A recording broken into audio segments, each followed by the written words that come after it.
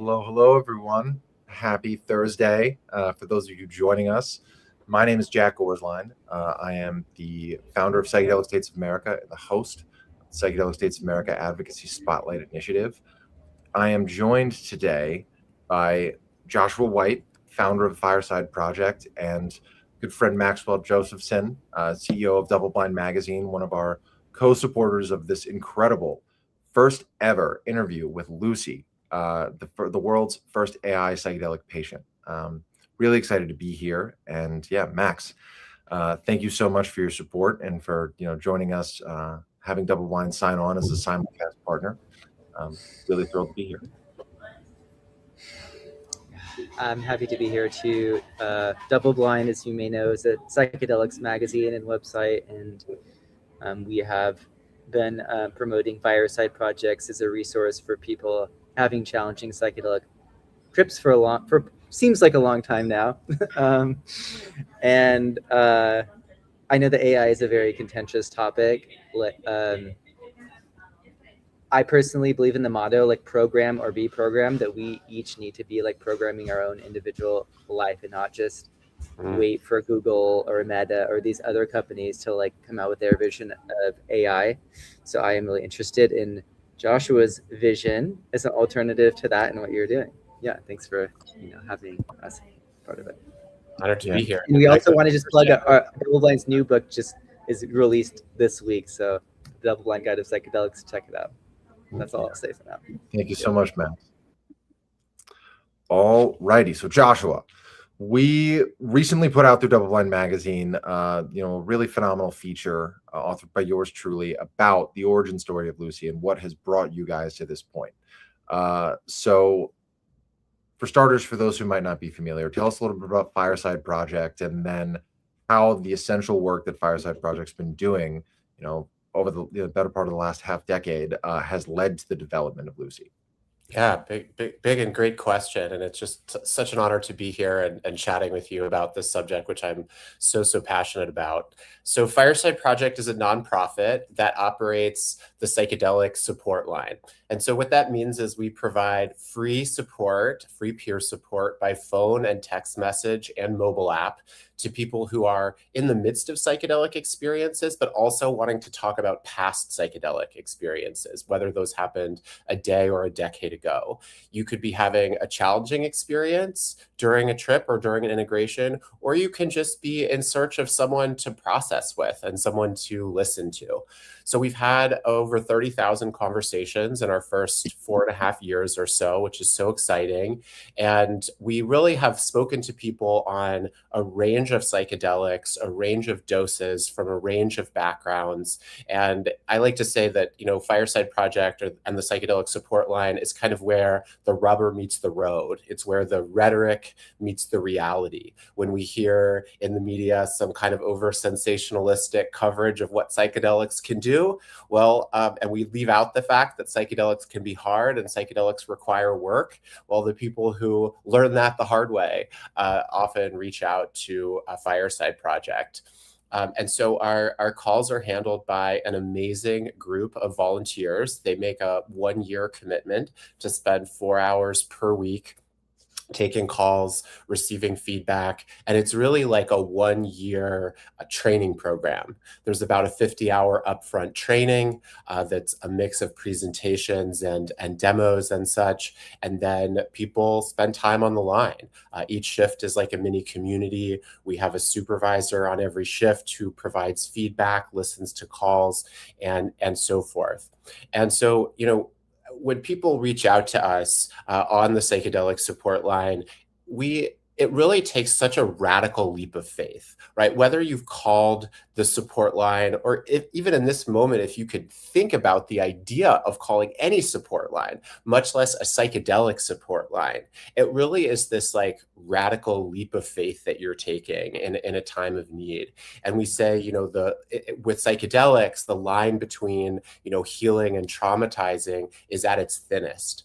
And so we really feel like we know that we have a duty at Fireside Project, a series of duties actually, to continue to provide the best support we possibly can, to continue to improve our training processes, and also to really like honor the identities and to protect the identities of people reaching out to us, because of course people are reaching out during psychedelic experiences, and we know what the legal status of psychedelics is.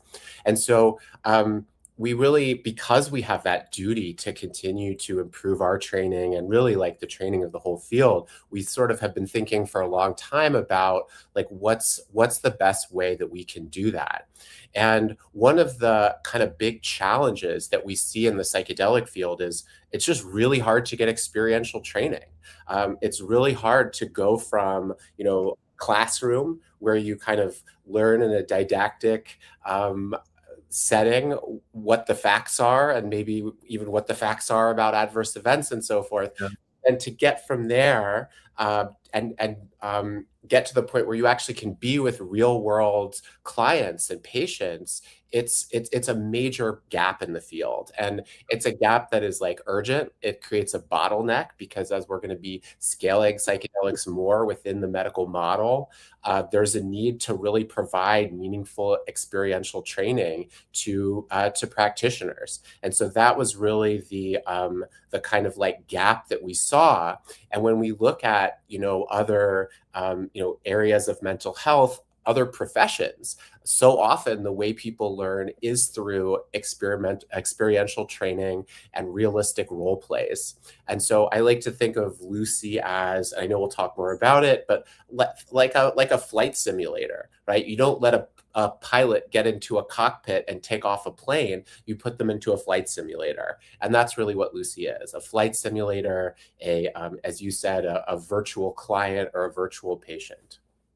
Yeah, and I think that we've seen psychedelic assisted therapy in the underground in particular, have obviously immense benefits when working with well-trained and thoroughly vetted practitioners, but those who jump right into it without having done both extensive training but also having actually sat with real people, you can never really prepare yourself for that first time sitting with a client. And we're witnessing both, as Max opened up with, a lot of interest and a lot of hesitancy surrounding AI use, both in healthcare in general, but in particular in the psychedelic space. I will say that this particular article for Double Blind generated, an enormous amount of buzz, but also, a considerable amount of pushback and trepidation. One of the areas being the data privacy side. And so we'll get to, the development of Lucy and Dr. Felix Scholler, who I think deserves, an immense shout out and gratitude from the entire field for the work that it's taken to develop this product. But I think it's really important to start by addressing that elephant in the room. How has Fireside approached the data privacy question in developing Lucy, and what has that process looked like step by step? Yeah, it's such a big question, and I'll start by saying that Fireside Project trains Lucy using anonymized, so fully anonymized conversations, meaning fully de-identified and voices obfuscated conversations to train Lucy. And why is that? It's because a flight simulator is only as good as the real world scenarios that it's testing the pilot on. And so because we have so many real world scenarios from the support line, that's what we've used to train Lucy. And that's, I think, what really gives us like a big advantage because of how unique psychedelic experiences are. So then the question is, well, what was the process that we followed to get to the point where we were recording conversations? So I should say, I'll back up like 5 years. When Fireside Project started, we had a whole series of non-connected systems that formed the support line, and it was clunky and difficult to use. We had one phone system, one text message system, one survey system, one call log system, one internal conversation system. It was all a nightmare. And so we basically set out to build a custom software platform that we call FirePad. And it basically took us like a full 3 years where everything is integrated. And it's amazing. It's how volunteers learn. It's how we can keep providing better support. And what we wanted to do before we started, recording conversations is to really build out like the most robust process that we could from beginning to end to make sure that we're honoring, the trust that our callers put in us, while also honoring, as I said a moment ago, this ethical duty to keep doing a better and better job with training. So first, of course, is the issue of consent and opt-out, right? This is a big one. And all of our callers receive a disclaimer upfront that says we record calls for training purposes. And of course, we acknowledge that many of our callers by design are on psychedelics. And so that alone is not sufficient consent. And then the day after every conversation, callers receive, again, automatically via FirePad, a text message that says, hey, we recorded your conversation for training purposes. If you'd like to delete it, just check this box. And if they do that, the box is automatically deleted. So there's the notice up front, and there's the notice after. But I just want to speak to the anonymization because I think it's related. When we're talking about meaningful consent, like what is meaningful consent? It's connected to the consent itself. It's connected to what data is actually stored and what happens with that data, right? So in other words, this would be a totally different discussion if Fireside Project wasn't anonymizing conversations and was selling them to third parties or licensing them or doing so many of the other really abhorrent things that big data companies do. So what does Fireside Project do? First is anonymization, right? So this is regardless of whether there's consent. I mean, there's no circumstance in which Fireside Project doesn't anonymize conversations. So how does that happen? First, it's through this amazing software that strips out personal information. And what makes it amazing is it can tell the difference between, for example, Joshua White, my name, which would get stripped out, and the clouds are white, which would not get stripped out. So first is anonymization. Then second is throwing out the phone number, right? We decouple after a very short time the phone number from the conversation itself. So that's the second step. And then the third step is what we call obfuscation. This is, or we don't call it that, but that's what it's called in the world of software. And what obfuscation means, it's this incredible state-of-the-art technology where it basically means distorting your voice beyond recognition while preserving the emotionality and the tonality, because that's what's so rich for training. So all of those things happen. And on top of it, the data doesn't leave Fireside Project. It's not sold, it's not licensed, it doesn't go to OpenAI, it doesn't go to Claude or any other thing. It stays exclusively within the four walls of Fireside Project. So those are the kind of like core steps that we take to really, protect our callers' identities while, while satisfying our duty to keep getting better at training. And I would just love to say one other thing, Jack, if I could, which is we started recording conversations in May 2024. And before we did that, of course, transparency is part of trust, and trust is all we have at Fireside Project. And so we actually put out a press release saying Fireside Project is going to be recording anonymized conversation for training purposes. We actually pitched dozens of press outlets to say, will you please do an article about the fact that we are recording anonymized conversations? And even independent of Lucy, the recorded conversations have been, and anonymized conversations have been foundational to how we do our training. So what does that mean? For example, right, it used to be that new volunteers very, very, very understandably were kind of freaked out by the fact that some of our callers may be considering dying by suicide or may be in need of immediate medical danger, in which case they have to get connected to 911 or 988. And so now with recorded conversations, we can play examples for volunteers in their upfront training of, here's an example of a call that was close, here's an example of where we did call, where we didn't call, and so forth. And that's in addition to like one-on-one conversations between volunteers and soups, the way supervisors use recorded conversations, and on and on and on. So really, like, Lucy is but one of the many ways that we use these anonymized, untraceable, fully de-identified conversations to help train our practitioners.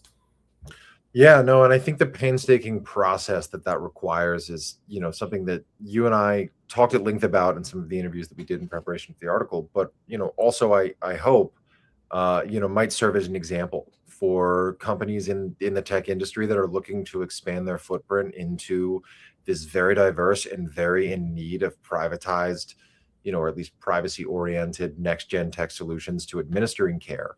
And I think what's refreshing is that we are seeing the mental health care industry in particular, some for good and some for bad, utilizing AI. And some of it is being utilized on training. But this hyper-specialized utilization of large language learning models or other AI tools is likely the best way forward as for an industry in terms of getting the most out of it without taking the human out of it completely. And I, for one, have personally trepidation and concerns over people using AI as their therapist. I think it's really important to clarify. We had some comments in the chat before this live stream even started with some misunderstanding. So I think definitively, Josh, just clarify for folks, this is not an AI therapist. This is the opposite. This is something that is intended to do what? It is intended to train practitioners. It's intended to give practitioners, and only practitioners, like real world experience, experiential training, so that they can be better at supporting humans, right? That's really the focus here. It's how can we use this tool to help humans better support other humans. So Lucy is not on the support line and will never be on the support line. It's not to support patients directly. This is a closed training environment. Again, think of it as like a psychedelic flight simulator for practitioners. Yeah. And I think one of the really cool things about Lucy that we've talked about is the specializations that you can put Lucy through to give, various specific scenarios for a practitioner to train on. Can you talk a little bit about what some of those, specific changes that can, alterations to Lucy that can be made to fine tune the training model that they're working with? Sure. Yeah. So basically, we launched Lucy with basically one 15-minute demo. And that is a person having a high-dose psilocybin experience, or Lucy is having the high-dose psilocybin experience, and your role, which we'll see in a moment, is to provide Lucy with emotional support. This was really just to get people excited, to show what we can do, and then to invite dialogue and to invite collaborations about what we can do next. So where we are is we're really we're working on finding out what are the right modules to build next, who are the right partners to train with, and so forth. But here are some of the things that I'm really, really excited about. I think Lucy modules can be created for the full kind of like suite of experiences that a practitioner may encounter, from preparation all the way through integration. So for example, let's say that you're a therapist and you've learned about what MDMA does, and you've started to learn about contraindications, medications, SSRI withdrawals, and all of that. There could be a Lucy module where Lucy plays the role of a highly anxious patient who is asking, well, what does MDMA do in my brain? I'm on this SSRI. I had this heart condition however many years ago. And so you could have that interaction. And then other issues that practitioners encounter, right? Everything from boundaries and consent. You could have a situation where Lucy is demonstrating invitations for physical touch, for instance, from a practitioner.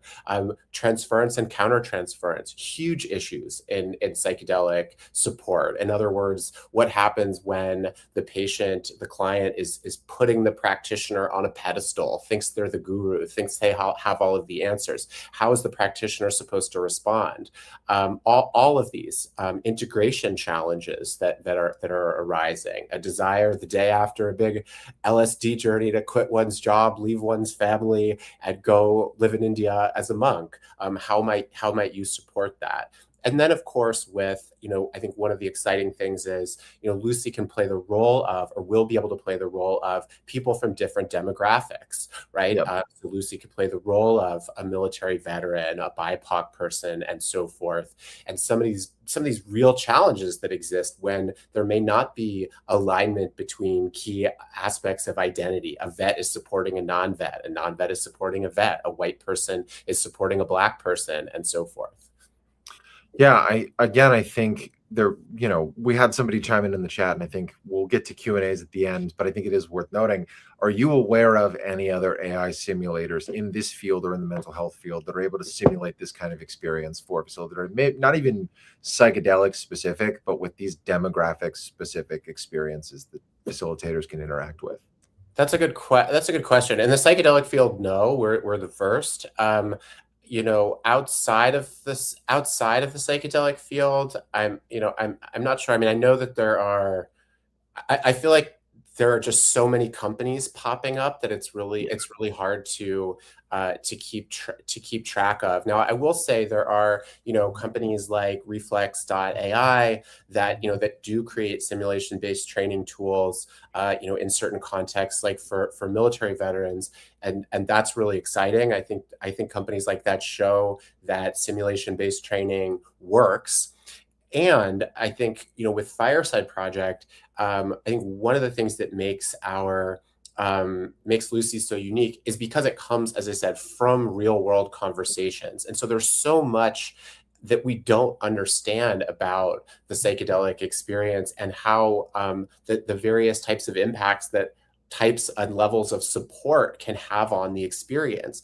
And so one thing I haven't mentioned so far is what we're calling Fireside Labs, which is like a small group within Fireside led by Felix Scholler, who you mentioned. He's our neuroscientist and AI engineer, and various postdocs. And their role is to really do a deep dive into these anonymized conversations to really see what can we learn, what are the insights that we have, and then how can we use those to both make Lucy better and then also create or publish peer-reviewed papers so we can share that insight with the field. So I think there's a lot about psychedelic experiences that are unique, and maybe a lot that's also shared with other types of mental health conversations and experiences. And our focus, is really on plumbing the depths of our data set, learning as much as we can, and then continuing to make the service as realistic as possible. Yeah, and it's a great segue to talk a little bit about the team behind Lucy. So you mentioned Dr. Felix Scholler. You first came connected with and cooked up this idea for Lucy, but tell us a little bit about his background and then some of the other folks. Shout out David Esselman, who's been, I know, a core part of the team. But who else in Team Lucy really helped spearhead this incredible project? Well, I want to start with our volunteers because what makes Lucy great is the greatness of the volunteers that have provided the support that have allowed us to, gather these anonymized conversations. And then there are our supervisors who are really creating that container and providing the feedback for the volunteers to keep learning. And then, of course, the others within Fireside who support that process, our COO, Jess Bilbrey, our IT manager, wonderkind, Wesley Belanca, all of those folks. And Wesley was really instrumental in building FirePad, which is just this state-of-the-art platform that allows all of this to be possible. And so, Felix is a fascinating person. He's originally from France, got his PhD there, did postdocs at MIT Media Lab, and one of his focuses is on kind of empathic interactions between humans and machines, right? Like, so what that means is, for example, when you talk to ChatGPT, it's not hearing your tonality. It's just translating your sounds into words and then responding from that. So really one of his focuses is attunement. Another focus of his, and this is just wildly fascinating, is aesthetic chills as a way of interrupting depression. So, for example, if you look out at the Grand Canyon for the first time, you may feel these what he calls like aesthetic chills, or you listen to beautiful music. And so he's basically developed this intervention where a person, based on their psychology, their interests, et cetera, is provided with tailored aesthetic chills. And he's determined that those chills can interrupt a cycle of depression for at least 2 months and beyond. So this is just like a fantastic out-of-the-box thinker. And then David Esselman, as you mentioned, is really like, playing a leading role within Fireside, holding Lucy. David was the executive director of Brain Futures, an amazing nonprofit in the field that kind of created some of the foundational papers setting out and frameworks. What does it actually mean to medicalize psychedelics? So he has this encyclopedic knowledge of folks in the field, folks at different government agencies, and also background in education. So I mean that matters because we need to have this kind of like broad view of the field and then be able to kind of chart a course, a very like strategic course with Lucy on what comes first beyond just using Lucy to continue to train our volunteers. Makes sense. Yeah, and you guys have done a little bit of work with the Usona Institute in the development of Lucy as well, right? What has that relationship looked like? And, how have some of the other players, I know there's been some contacts with the Portland VA, how have they helped shape what Lucy has become? Yeah, I mean, our conversations are, in early stages. I mean, there's been, a lot of like interest in a more formal partnership and, encouragement. And we're still sort of figuring out like what the specific relationships will be. But I think that there's, very clear like recognition that, Lucy can play a foundational role in training, a wide variety of practitioners. Yeah, great point. And I guess that leads us to where you view Lucy fitting into the ecosystem. Do you view this as we talked about before, not necessarily a consumer-facing product, but potentially partnering with university programs, potentially partnering with groups like psychiatric professional organizations, et cetera, to administer this training directly to the next generation of practitioners? Talk a little bit about what that structure might look like in the future.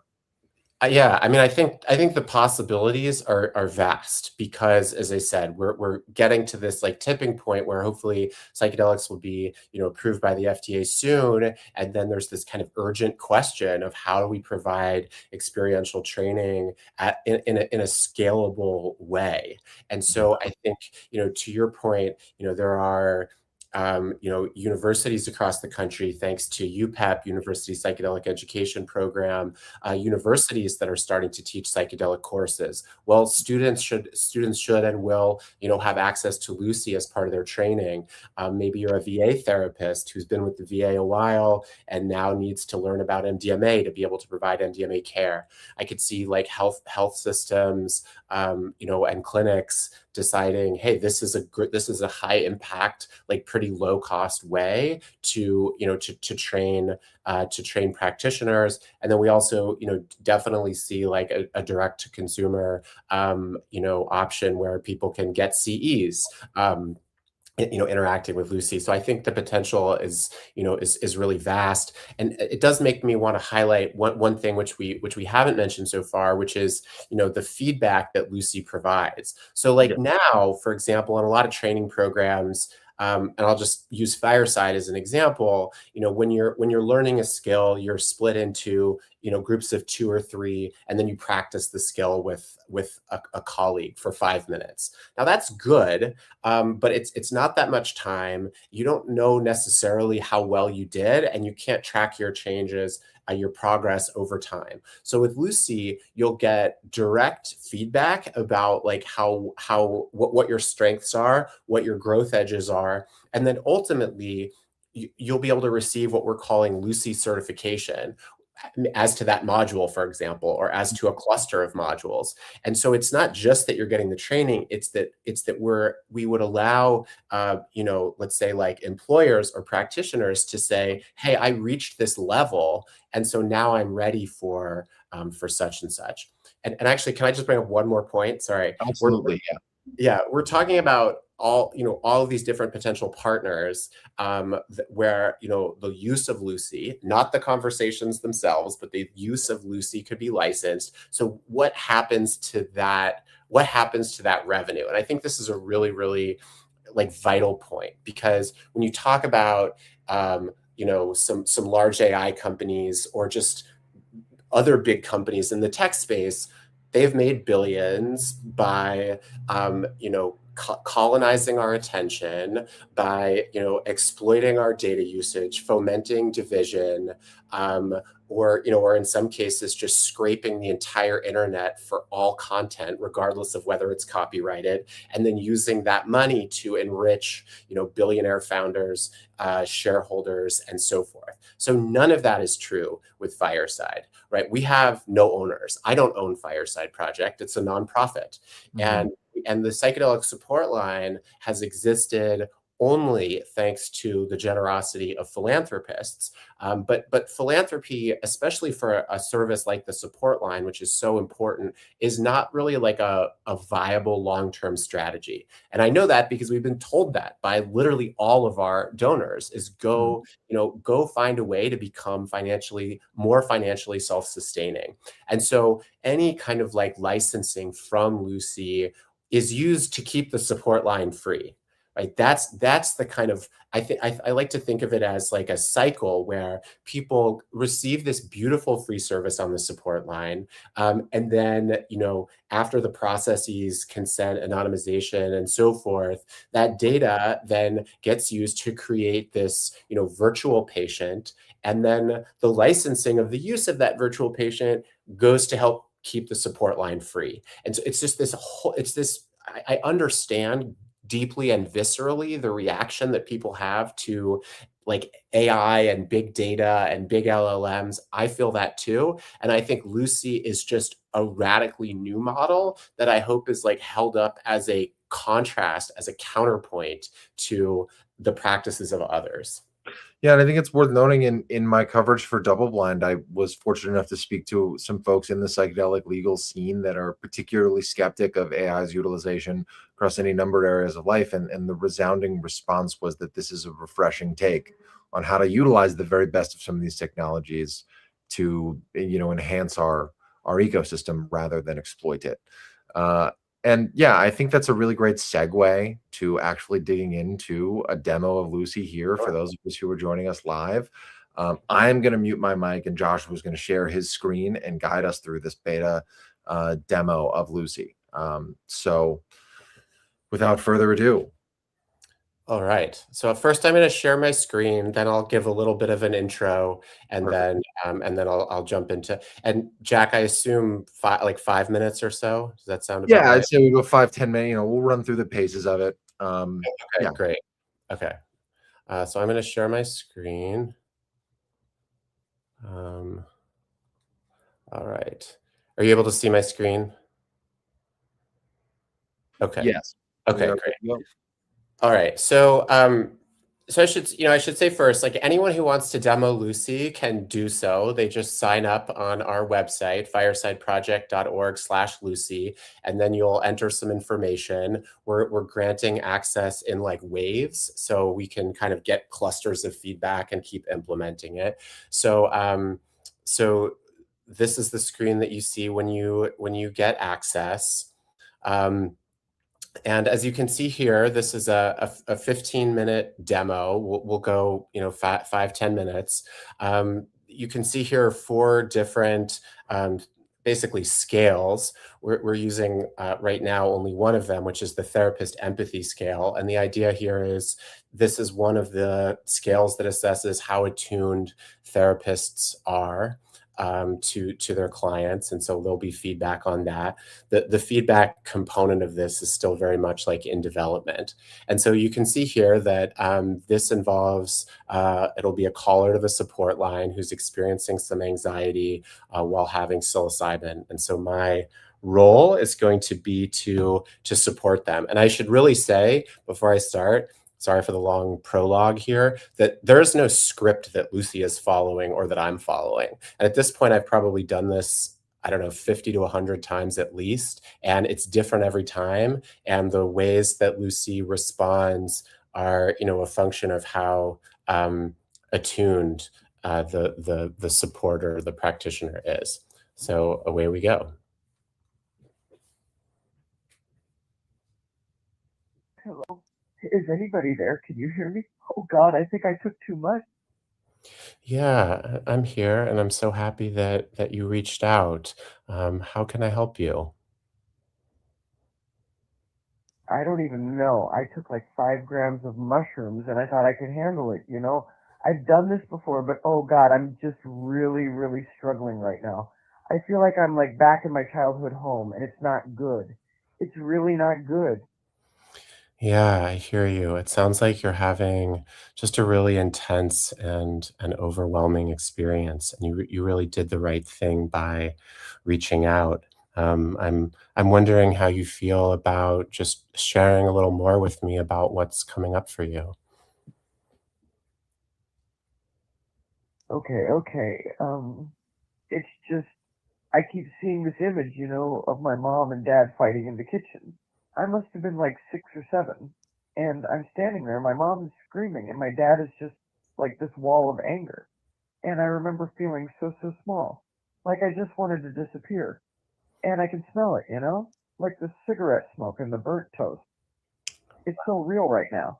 Yeah, I hear you. And it sounds like you've kind of almost like traveled back in time to this really scary memory. And as you're talking about what you can smell, I can feel myself smelling it too. And it just sounds like you felt so scared and maybe, I don't know, a little confused about what was happening. Confused, yeah. And helpless. That's the word. I felt so helpless. Like there was nothing I could do to make it stop. And I just wanted my mom to be okay. You know? She always seemed so sad, even when they weren't fighting. And I thought if I was just like good enough, maybe she wouldn't be sad anymore. Oh God, this is hard. Yeah, I know it's so hard, and it's so just courageous of you to be present with those moments. And as you were talking right now, I could just feel this deep love in my heart, and this love that you are experiencing from your mother. And there's like a heartbreaking kind of element to it. Am I getting that right? Yeah, you are. It's like I just wanted to fix it, you know? I wanted to make everything better. For her, for me, for everyone. But I couldn't. And that feeling of being so powerless is just crushing me right now. Like I'm still that little kid standing in the kitchen and there's nothing I can do. Yeah. It as I think I'm having this like image of you carrying this huge weight that you're carrying even to this day after so many years. Yeah, I guess I am. I never really thought about it like that, you know? I just thought I was messed up. Like I was the one who was broken. But maybe I was just trying to fix something that was never mine to fix in the first place. Oh God, that's a lot to think about. Wow, that's such a powerful insight. I would love to just what's it like to just sit with that insight for a moment? This idea that for so long you've been trying to fix something that wasn't yours to fix. It's like a weight is lifting, but it's also really, really scary. Because if I wasn't supposed to fix it, then what was I supposed to do? What am I supposed to do now? It's like I don't even know who I am without that. Mhm. You know? Like my whole identity has been wrapped up in trying to make everyone else okay. Oh God. Yeah, that's a big question. It's a big, big question. And I wonder, like, before we take on that question, I wonder just what it feels like in your body now to have started to remove that weight that you've been carrying for so long. Um, my chest feels a little lighter, I guess, but my stomach is all twisted up in knots, Hmm. like I'm waiting for something bad to happen. Because if I'm not fixing things, then what's going to fall apart? You know, it's like I don't trust that things can just be okay without me constantly trying to control everything. Mhm. Oh God, I'm such a mess. Wow. Yeah, I hear it's such a new experience of the world for you to be um, experiencing it without this weight, and to really start to see that you don't have to solve these problems that you've been carrying for so long. Yeah, it's terrifying, but also maybe a little bit freeing. I don't know. It's like I'm standing on the edge of something and I don't know if I want to jump or run away. Mm, You know? Like, what if I let go and everything falls mm, apart? What if I'm not strong enough to handle it? Oh God, I just want this to stop. yeah. I know it feels like a lot right now. And, you know, I think we don't have to go, and you don't have to go any deeper into the experience than you want to. And so I think it's really important to really yeah, check in with yourself and see in this moment how much farther you would like to go. I don't know. I mean, I feel like I should keep going, Like, if I've come this far, I should just see it through. But it's also really, really painful. And I don't know if I can handle much more. Hmm. Maybe, maybe just a little bit more, if that's okay. Yeah, absolutely. And I just want to like honor what occurred just now, where you really like checked in with yourself and um, connected with this like sense of agency and this sense that you know how to protect yourself and how far you can go. That's such a powerful, it was a powerful thing for me to witness in your experience. Thanks. That means a lot, actually. It's nice to hear that I'm not completely falling apart, even though it feels like it sometimes. So, where do we go from here? I guess. Okay, so I'm gonna just pause the experience because we've been going for 7.5 minutes. You'll see the readout will come up in a moment. It's very very simple at this point. Um, it'll just take one. Amazing. Okay, you can see on the therapist empathy scale, I got 4.3 out of 5. Very basic feedback right now that, as I said, we're still improving.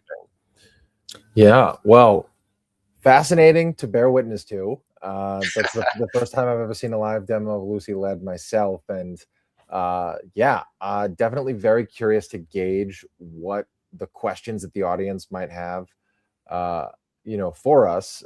For those of you who are tuned in live, 75 strong, fire off any questions you have in the comment section. We'd love to hear from you. But what, in the meantime, Joshua, can you tell us a little bit about some of the three other interfaces that you can use with Lucy that had been listed there on the opening page for the beta? Um, there's just one right now, which is the Okay, demo gotcha. that you just saw. Mhm. Yeah. What are some of the other scales or services that you think you'll be incorporating as further into the launch? Yeah, I mean, I think it'll be I think it'll be a range. I think we would like to do, a module on preparation, how to support clients as they, set and explore intentions, an integration module as well that addresses some challenges that can arise. And then I also think you can expect a module on cultural attunement and how to approach the myriad scenarios where there's an aspect of the client's identity that you don't share, uh, whether it's religion, whether it's race, and so forth. Yeah. We do have our first question in. Why did you choose a recovered memory for the demo, and how common are these experiences with callers? That's a great question. So I should say that, like, if you did Lucy 100 times, you would probably experience 100 different situations. Some of them may involve recovered memories, some may not. All of the presentations that you see are basically based on voice models that come from actual calls. So I think so if you're seeing it in a Lucy demo, it's because uh, versions of that happened on the actual support line. And I do think it's, fairly common to see people re-experiencing, challenging childhood moments. As we know, MDMA kind of, invites your amygdala, your fear center, to kind of go to sleep, and that can allow it to feel safer to process challenging early childhood memories. Another really great question from our one of the same listeners: is Lucy recording conversations that testers are having with it? No. Good to hear. Will you be adding components that will apply to, say, being in person with clients, both in one-on-one settings or in group settings? Yeah, I mean, that's a fantastic question. And I think that's a function of what our partnerships are. So I think one of the things that is really exciting to me is if you do work for an org, whether it's in New Mexico or elsewhere, and there is a training need that you have, the hope is that we could build modules that integrate and that incorporate all the skills that you want. And chances are, I think what's exciting is what we're going to see is that, like, there's so much overlap in the models that are needed, whether you're a VA therapist, a university student, or a group facilitator in New Mexico. Oh, you're muted, Jack. I think that this is another great question, but how is Lucy trained to give the feedback that it provides? Yeah, that's an amazing question. So it's a range of things. So first is that as I mentioned, within Fireside, all survey responses get connected to the conversations themselves. And so if when a caller says that they received phenomenal support versus mediocre support, et cetera, all of that gets connected to the conversation itself. And so I think in the world of like machine learning, there's basically a rating system that's kind of built in to FirePad. And then, I think, like, over time, we'll probably just be doing, working with consultants to, like, rate the different conversations that go into Lucy across these different scales so that we can get more and more refined. Gotcha. And then also, I'll just say, like, one of the areas of research that we're focused on is, like, basically, like, voice changes. What are we noticing about how, like, a particular form of support or intervention by a therapist actually, like, affects how the client is doing moment to moment. And so I think that will be incorporated into the feedback as well. I love it. We've got two great questions here as well. Do you see Lucy as an adjunct to training or as a primary trainer? And what do you think the best practices for use might be? That's a great question. In my mind, whether you're learning psychedelic support or carpentry, there's kind of three pillars. There's like didactic learning, there's doing the work, and then there's getting supervision. So I think that like Lucy can definitely help with the didactic piece. So I could see logging into a learning platform and watching a presentation, reading some materials, and then doing an experiential. But absolutely, I think like we don't see Lucy as the exclusive trainer. It's a tool that can be used to help practitioners get to the point where they can, when they are leaving the classroom, they have like meaningful experiential training. But nothing, I don't think, will ever substitute for like doing real world work. Maybe it's as part of a co-therapist team, and then getting like really like meaningful feedback from a mentor or a supervisor. That's such a great question. And sorry, what was the other question? I think I forgot. What do you think the best practices for use might be? Oh yeah, kind of got into yeah. So I think that it would be along the lines of what I said. Like Lucy as part of a learning platform, whether it's one created by Fireside or others, and then having really like didactic components, and then just consistent practice until you get to a point where you've kind of graduated or mastered the skills that Lucy is teaching. Yeah. Another, I think, really fascinating question to dive into here is, Joshua, you mentioned earlier that new Fireside volunteers may have had apprehension towards speaking with callers who might have intentions to self-harm. How have any of the conversations that Lucy has been having gone there? I have not in my own demo. I think we will do Lucy module. I know that we will do Lucy modules that are much more specifically focused on adverse events, like someone considering dying by suicide, or someone who is actually like in medical need. And so that would be like a discrete practice area. This one is more focused on anxiety. There have been, I think, demos that I've done where I've noticed myself wondering whether this virtual client is considering dying by suicide, and I've asked the question, which is a very can be a hard question to ask, especially when you're newer to providing psychedelic support. But I also think like eventually, not too long, we would probably just have, like when our own volunteers, for example, finish our 50-hour upfront training, we would have them do maybe a 30 or a 45-minute session with Lucy where there are a range of issues that could be experienced. Maybe it is anxiety, maybe it is suicidality, maybe it is like a boundaries or transference issue. Yeah, no, I think the transparency there is just, should be much appreciated by the community. And I think the use cases to prepare therapists for those kinds of adverse experiences they might have with clients or with folks calling into the hotline is, again, I think an invaluable stepping stone. Will Lucy ever train on data that comes from outside the support line? Another great question. Amazing question. Yeah, I mean, yes. I think that, I mean,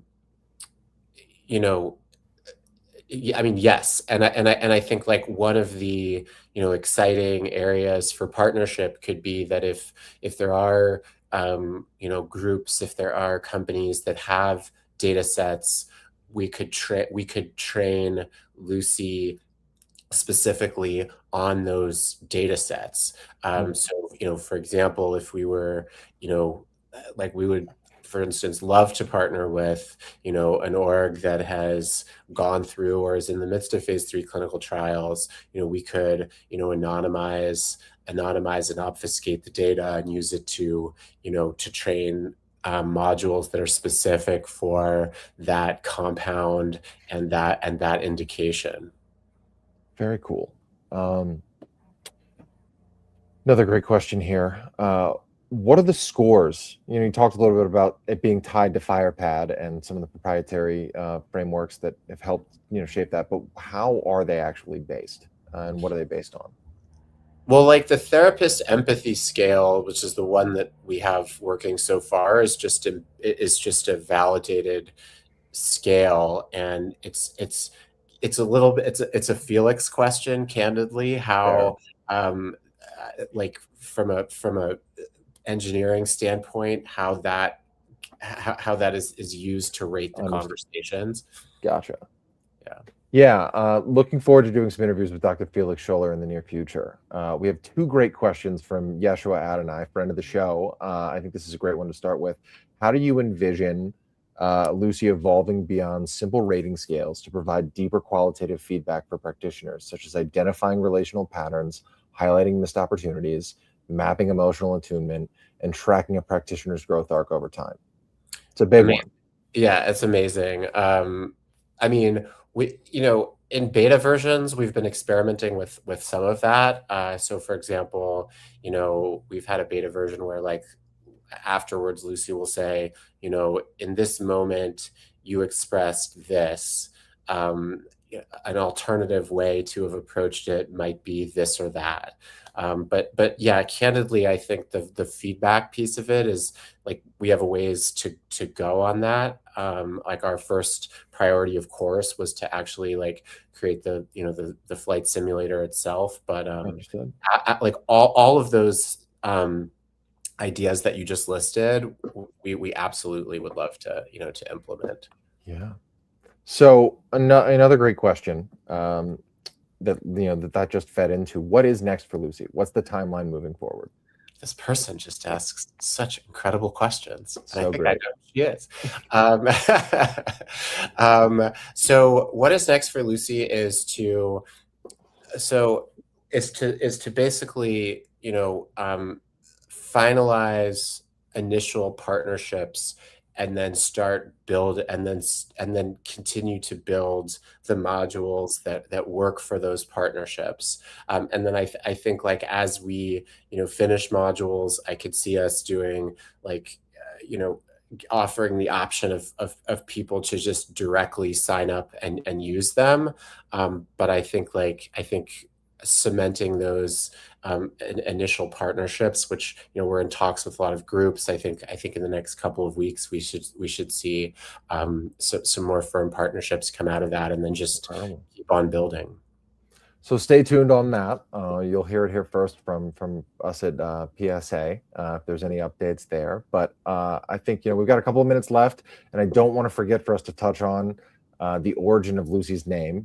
But I do want to close one last question from Yeshua Adonai.